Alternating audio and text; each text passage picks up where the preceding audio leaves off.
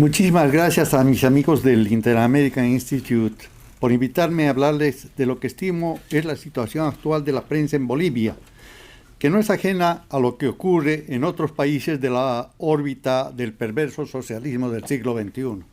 Lo primero que debo advertirles es que no soy fanático del viejo dicho de que todo tiempo pasado fue el mejor. Pero el periodismo, como lo conocíamos hasta hace 40 años, cambió mucho. Me atrevería a decir que es una profesión en vías de extinción, especialmente porque ahora proliferan los llamados periodistas digitales. Una realidad objetiva: hasta los años 80 en Estados Unidos existían alrededor de 10.000 diarios. Hoy no llegan más ni a la cuarta parte. Los vespertinos, los clientes principales de la United Press International, desaparecieron hace rato y hasta la propia UPI solo existe simbólicamente. Y es que la gente menor de 50 años ya no compra periódicos, les basta leer un titular en su celular para darse por enterados. A diferencia de lo que ocurre en otras partes del mundo, en Bolivia todavía abundan medios impresos. ¿Cómo es que se financian? En tiempos remotos, la prensa, con raras excepciones, siempre estuvo ligada a intereses económicos y privados, y o políticos, aunque sea de manera disimulada. Empezó hace 65 años en la Cuba castrista. Fueron clausurados todos los medios, un diario, una sola radio y una sola televisión oficial. El sátrapa venezolano Hugo Chávez Frías acudió al método venal al comprar medios a diestra y siniestra para que la prensa solo publicara la versión oficial. Según recientes datos, hasta 400 medios pasaron a manos del chavismo. Fueron cerrados diarios al no entregárseles el papel. Muchos fueron clausurados y hasta fueron confiscados, como el caso del gran diario El Nacional, que se lo adjudicó en un juicio amañado por difamación el actual segundo del gobierno, Diosdado Cabello. Chávez, apenas llegado al gobierno, supo que no toleraría a la prensa independiente. En una rueda de prensa en La Victoria, estado de Aragua, despotricó contra los periodistas. Luego abrió la serie de preguntas y respuestas. La periodista Amira Musi le dijo más o menos lo siguiente: señor presidente, ya que usted nos acusa de ser mentirosos, canallas, tergiversadores de la verdad, hemos decidido no hacerle preguntas.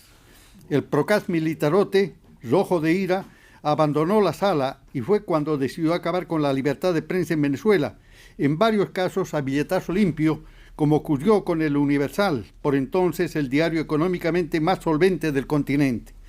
En Bolivia, los asesores cubanos y venezolanos de Evo Morales hicieron lo mismo, comprando medios como ATV, la televisora de mayor alcance nacional, y el diario La Razón.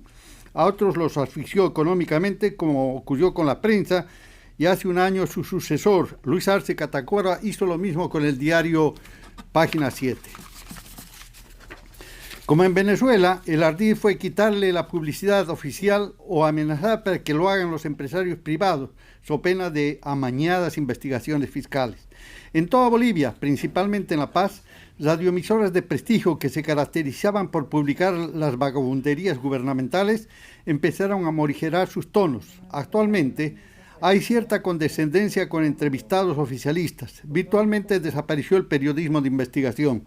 Otro ejercicio de la arbitrariedad es amenazar con procesos judiciales a dueños de medios y hasta periodistas. Fue infame en los tiempos de Morales el enjuiciamiento a directores de 4 medios importantes, acusados de formar parte de un cártel de la mentira.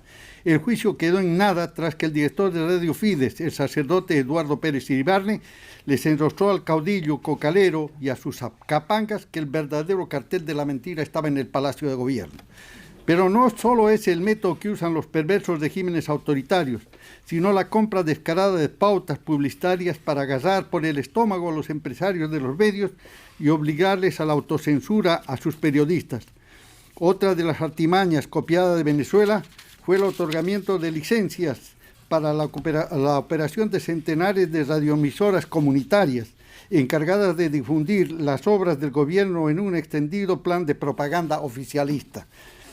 Cuando en noviembre de 2019 Evo Morales huyó a México tras el ominoso fraude electoral, los documentos revelados por el nuevo gobierno mostraron que en un año el régimen del caudillo cocalero había gastado alrededor de 100 millones de dólares en pautas publicitarias, una suma fabulosa para los estándares bolivianos. Los medios que subsisten actualmente en Bolivia son deficitarios o escasamente rentables, lo que implica sueldos bajísimos para los periodistas, con escasas excepciones. Esto repercute en la calidad porque escasea la valoración de la noticia. Hace una semana, el principal diario del país publicó en su portada, con foto incluida, que Colombia prohibió las corridas de toros. Hace décadas que en Bolivia no existe ya la fiesta brava. Lo peor, la noticia fue divulgada en medio de la crisis atroz con bloqueos incluidos que padece el país por falta de combustibles y la escasez de dólares.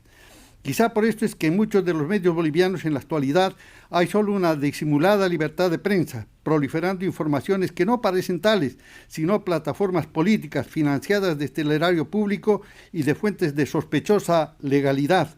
No olviden que en muchos países catalogan a Bolivia ya como un narcoestado. Si no, ¿cómo se explica que todos los días la noticia sea Evo Morales, de lo que hace o no hace, cuando este personaje realmente es el culpable del peor gobierno que haya tenido Bolivia en la historia, pese a haber manejado una colosal fortuna como jamás tuvo el país, producto de la exportación de las materias primas desde el 2006 al 2014? Se calcula que dilapidó alrededor de 50.000 millones de dólares. Hasta ahora nadie le pide cuentas y mucho menos por su ambición política quiso que Bolivia perdiera casi definitivamente su salida al mar, con el fallo de la Corte Penal Internacional por la que Chile no está obligado a mantener conversaciones sobre ello con Bolivia. El cocalero estaba seguro que si lograba que la Corte Penal Internacional fallaba a su favor, se hubiera eternizado en la presidencia. También hay otros modos sutiles de acallar a los medios. La semana pasada vimos que la Universidad Mayor de San Andrés clausuró el programa televisivo de un destacado periodista que por años condució un espacio dedicado a la cultura y que no tenía orientación política alguna. Obvio que a veces algún invitado expresaba sus puntos de vista políticos, pero era una excepción. Como toda universidad pública, la UMSA recibe financiamiento estatal y la nueva rectora decidió no correr riesgos, clausuró el programa y ha colocado allí a sus amigos para que le protejan de cualquier desliz. Una enorme pérdida para el público que había hecho suyo ese espacio de la televisión universitaria. ¿Esta situación que se vive en Bolivia cambiará con un nuevo gobierno democrático? Es difícil, según lo vemos a la luz de lo que ocurre en la Nicaragua de Ortega, el dictador que impone su verdad a palo, bala y machete. O en México de López Obrador, donde, como acabamos de ver, el poderoso don Dinero hace de las suyas. Ocurrió también en la Argentina kirchnerista, donde abundaron los periodistas y medios del oficialismo. El nuevo gobierno de Javier Milei decidió cortar de raíz las millonarias pautas publicitarias e inclusive cerró Telam, la agencia noticiosa más antigua del continente. La reacción de los aludidos es brutal, y un día sí, y otro también, en las redes sociales y en los espacios controlados por el kirchnerismo, llaman abiertamente a la subversión, exacerbando a los sindicalistas corruptos, a los que también Milei les ha cortado sus millonarias fuentes de financiamiento. Gracias, Beatriz. Lo que pasa es de que a mí me ruegan para hablar y después me tienen que agarrar a palos para que me calle. En un futuro cambiará todo esto, por lo menos algo pienso yo, despojándome de mi opinión casi siempre pesimista en esta materia.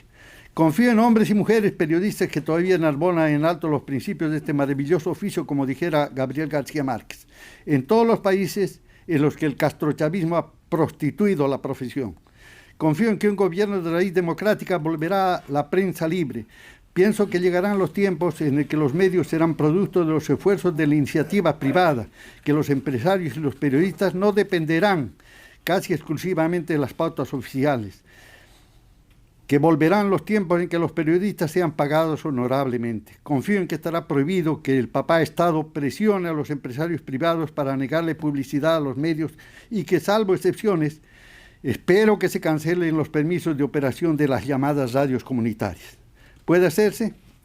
Espero, así espero. Automáticamente desaparecerían los medios y los periodistas que viven de la dávida oficial y estoy seguro que aflorará el periodismo libre, como está empezando a ocurrir ahora mismo en Argentina tras la larga noche kirchnerista. Muchísimas gracias, muy amable.